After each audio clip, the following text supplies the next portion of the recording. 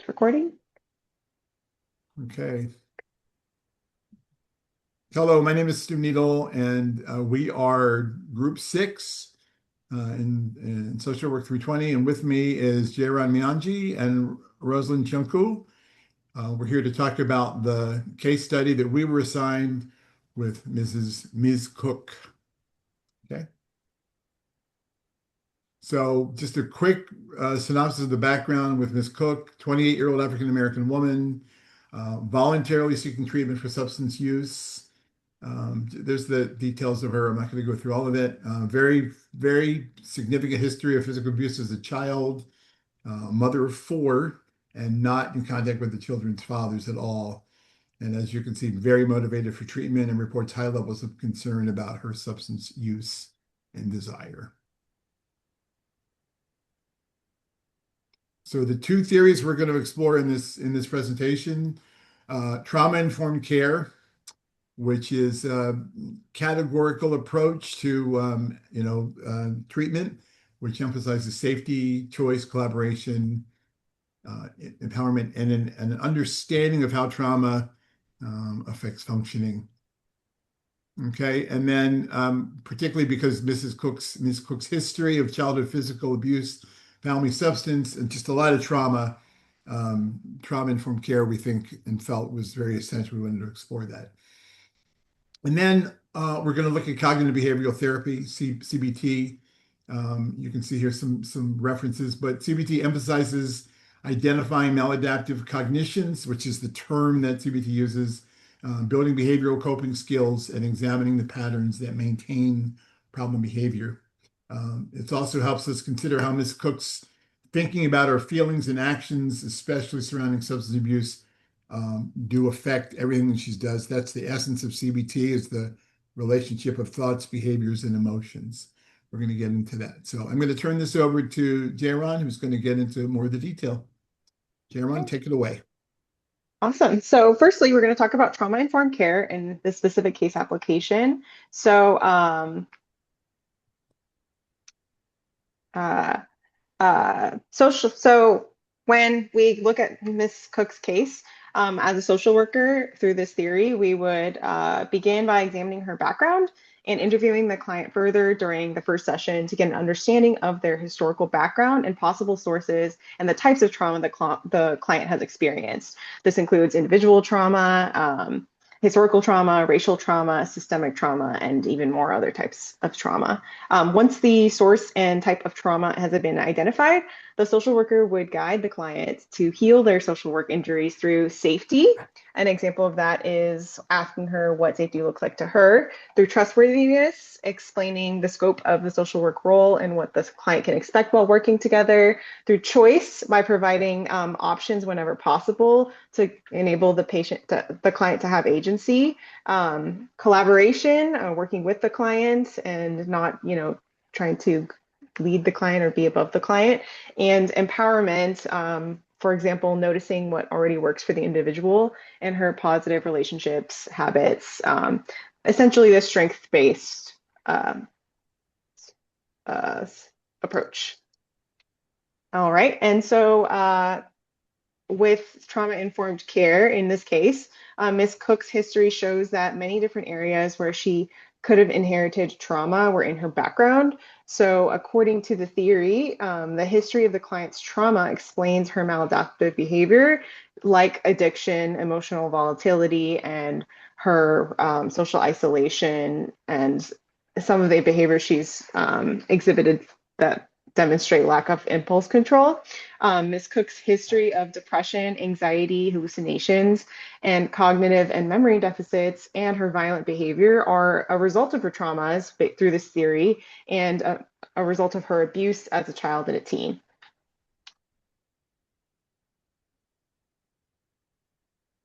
Um, So when it comes to how this theory of trauma-informed care shapes the interventions, the social worker would first ensure that they respond to Miss Cook with empathy and compassion. The social worker would also ensure that their approach is sensitive to the client's existing traumas and do whatever they can to avoid re-traumatization during the process. Examples of ways that the social worker could accomplish this is to ensure a calm environment for their work together, to utilize a trauma screening protocol while working with her, and to utilize gentle methods of discussing her situation and past traumas. Another thing the social worker could do is to get specific training on trauma-specific treatments. Some examples include cognitive processing theory, EMDR, and exposure therapy. So, how this theory could be used with Ms. Cook is that the scientific evidence that supports a trauma-informed lens, in the sense that the body is responsible for acutely stressful events, and that's studied through neuroscience and also through other types of medicine and health, you know, studies. Trauma can affect physical sickness. It can also lead to other dysfunction in the body. We also have polyvagal theory, which supports a trauma-informed lens, as it builds off of it to basically explain another layer. It adds on another layer of stress response within the body that leads to behavior and sensation. In this example, Ms. Cook's early and long exposure of trauma has likely led her mind into a state of survival, fight, flight, or freeze, and it's demonstrated by her violent behavior, her depression, and also her anxiety that she reports. So trauma-informed care theory lens would relate to how trauma causes the brain to disassociate to reduce overwhelm and reduce memory, which is also mirrored somewhat by Ms. Cook's affinity for substance abuse, which also helps, with her memory loss and numbing as a coping mechanism for traumatic memories. Trauma has also been researched to impact disorganized and insecure attachment styles, which can be contributing to the alienation and the proximity of unhealthy relationships she's demonstrated in her social history.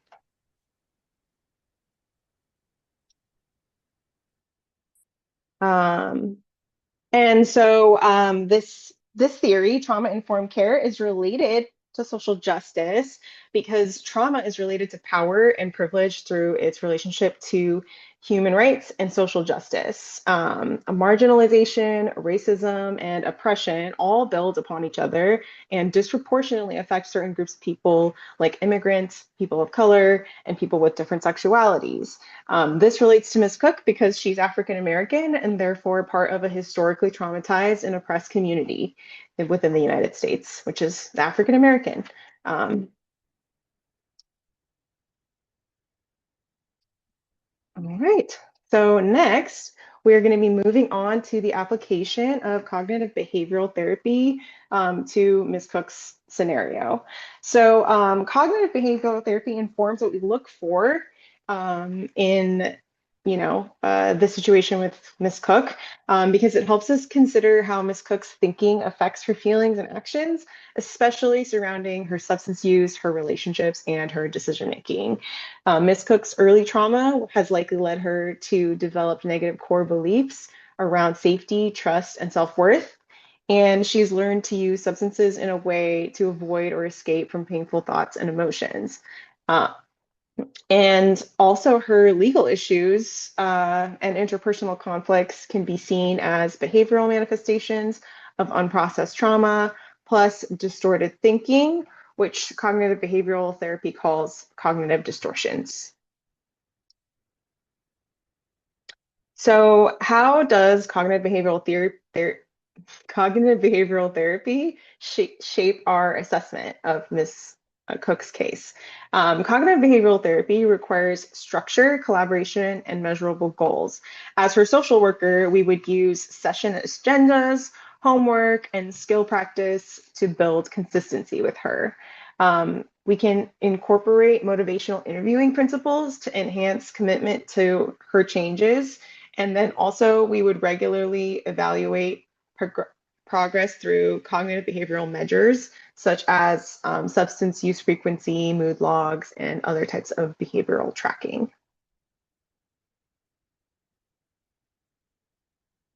All right. So how does cognitive excuse me, cognitive behavioral therapy shape the interventions? So based off of cognitive behavioral therapy, it offers structural skills-based approach that is compatible with Miss Cook's substance use, mood symptoms, and interpersonal challenges.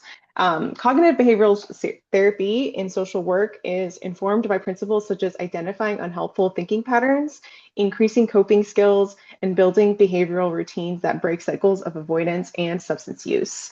So the initial step would be a cognitive conceptualization model, which would include collaboratively mapping Ms. Cook's core beliefs. For example, I can't cope without drinking, or I always mess things up, and links them to her automatic thoughts, emotions, and substance use behaviors. So, based off of this conceptualization, some cognitive behavioral therapy informed interventions could be as follows. The first would be cognitive restructuring. So, Ms. Cook can learn to identify and challenge distorted thoughts associated with shame, hopelessness, and perceived failure. The social worker would guide the client to evaluate evidence for and against these thoughts and generate more balanced alternatives. For example, I'm a terrible mother turns into I have made mistakes, but I'm trying to change. Given Ms. Cook's trauma history and loss of custody of her children, cognitive restructuring is a key intervention. So, second, we have behavioral activation. Due to Ms. Cook's depression and lack of social support, cognitive behavioral therapy would also include scheduling small and manageable activities that bring a sense of mastery and predictability to her days. Cognitive behavioral therapy interventions should also help build structure into her daily life, reducing the perceived need for substances as a coping strategy. All right, and third, we have coping skills for cravings and emotional distress. Ms. Cook can learn from cognitive behavioral based coping strategies for cravings and emotional distress, such as things like urge surfing, grounding exercises, and problem solving methods. The social worker can help the client separate cravings from action and adopt alternative behaviors in response to triggers.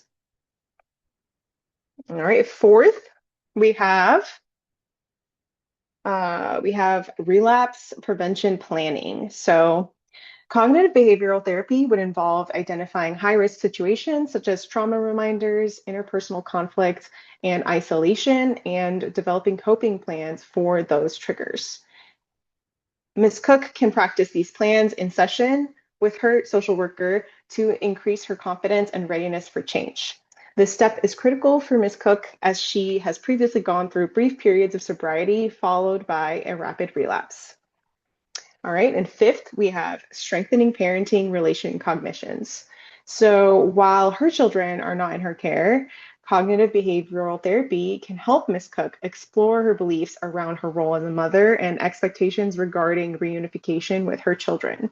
By reframing self-blame and increasing self-efficiency, cognitive behavioral therapy can potentially help her achieve her longer-term goals of stability and reunification with her children.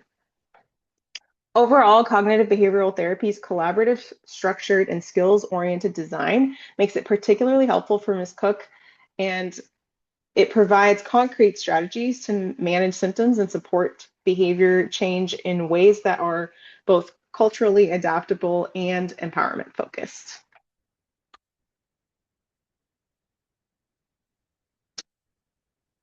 Okay, so how should this theory be used? Research supports that cognitive behavioral therapy is an effective intervention for substance use disorders, depression, and emotional dysregulation, which are all common challenges for Ms. Cook.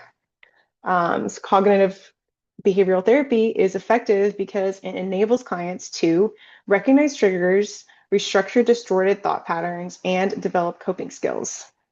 Similarly, its benefits for clients struggling with maladaptive beliefs rooted in shame, fear, and hopelessness are all present in Ms. Cook's history of trauma, relapse, and chronic instability, and would be applicable to her situation.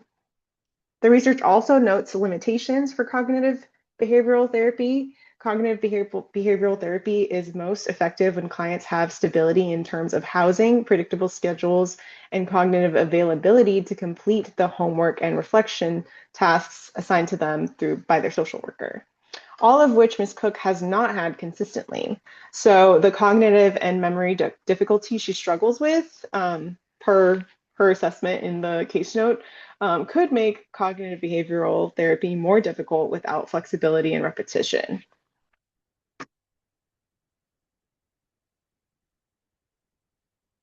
Okay, so how is cognitive behavioral therapy related to social justice? Well, Ms. Cook's experience intersects with multiple oppressive systems.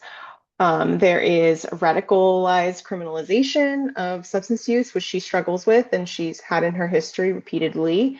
There's child welfare involvement, which disproportionately affects Black mothers. And there's that racial element that's tied into it.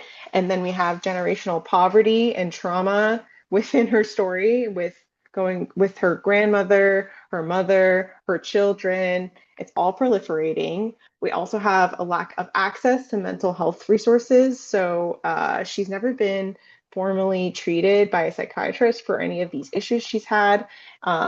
And punitive justice responses. So instead of treatment. So she has been punished by the law for her behavioral struggles, but she has been lacking in the treatment department to actually get to the root of these behavioral issues and life outcomes.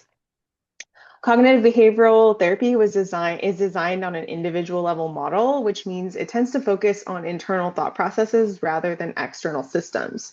So we caution that without adaptation, cognitive behavioral therapy risks misplacing responsibility for suffering onto the client, which is a form of unintentional oppression. So with that, we have a list of our references, and yeah, well, Can I thank you so can, much for listening to our. can I just jump in there one real quick, Jayron, Go just ahead. to emphasize? Can you go back one slide? Absolutely.